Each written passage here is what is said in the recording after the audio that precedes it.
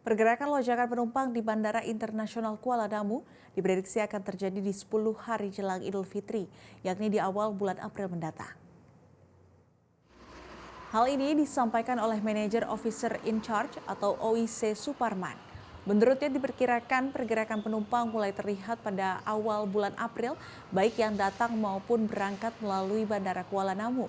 Saat ini pergerakan penumpang pesawat masih normal, berkisar sekitar 16.000 hingga 18.000 orang perharinya dan akan terus mengalami kenaikan hingga Idul Fitri nanti. Selain itu, pihak maskapai sendiri telah menyiapkan antisipasi kenaikan jumlah penumpang, yakni dengan menambah penerbangan yang akan digunakan mengangkut penumpang. Saat ini sudah ada maskapai yang mengajukan penambahan jadwal penerbangan, meskipun tidak tahu berapa angka pastinya. Dari pantauan di lapangan, banyak dijumpai masyarakat yang melakukan mudik lebih awal, dikarenakan untuk menghindari tiket yang mahal.